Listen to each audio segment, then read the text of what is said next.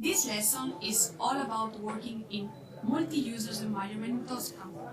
By the end of this lesson, you will be able to log into a multi-user environment and use the check-in and check-out functions to log test artifacts while working on them.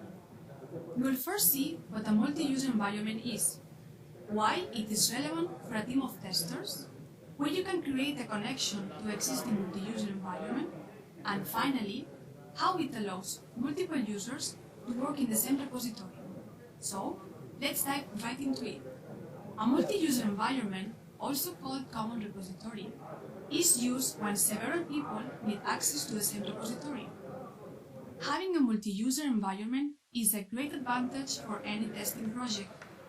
It allows different testers to access the same workspace at once to share artifacts and requirements smoothly. Additionally, thanks to the check-in and check-out functions, this can be done free of conflicts. You can create a connection to a common repository through the Create New Repository workflow.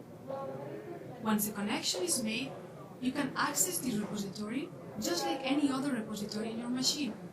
Let's see now how working in the multi-user environment looks like. From the Create New Repository screen, select the database that is associated with your multi-user environment from the Type of Repository dropdown. You may need to get this information from administrator along with the connection information. Once you have connected to the workspace, you will be prompted to log in with your username and password that was created by your test architect. In your workspace, navigate to the Home section and click on Update All on the ribbon.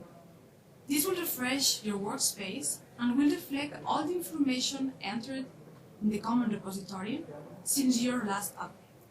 You can see if others are working on something when you go into your workspace.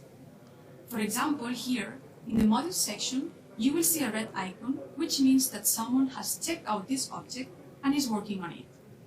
We see that also the subsequent objects have been checked out because they also have a red icon.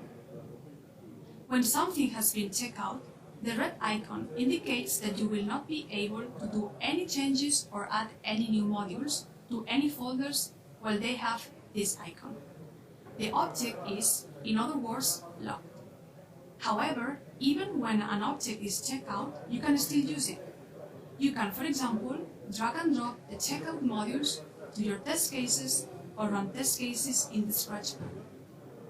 You can also execute the test case in the execution list. If you want to get a better overall view of the project as a whole and what's currently logged out, you should try using the Project tab. By default, this tab isn't there when you create a project, but you can simply add it by going to the Home section of the toolbar and clicking on Project. This will create a new window that you can drag and drop on the bar with your other Tosca sections. The project view shows all Tosca sections under one folder, allowing you to see content in multiple sections at the same time. Let's see now a different example. Say that you want to create a test case. To do so, you will need to right-click on this folder and then click on the checkout symbol. You can also do this by clicking Checkout in the ribbon.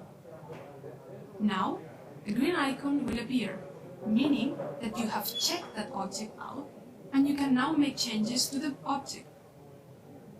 For all checked out objects, you can also click on Show Checkout Details within the context menu to access information on which user has the object checked out and for how long.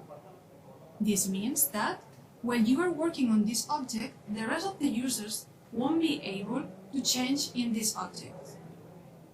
For objects that are not checked out, you won't see this option. You can click again on the folder that you check out, and from there, you can create a new test case.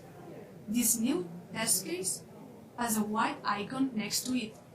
White means that the object has not yet been updated to your Tosca project database. Once you finish working with the objects, you can check them in, which will free them up for other users to work on them. You can see here that although these modules are checked out by another user, you're still able to use them for your test case. So remember, no matter if an object is being checked out or not, you will still be able to use it for drag and drop operations, such as adding a module to a test case or adding a test case to an execution list. And this brings us to the end of this lesson.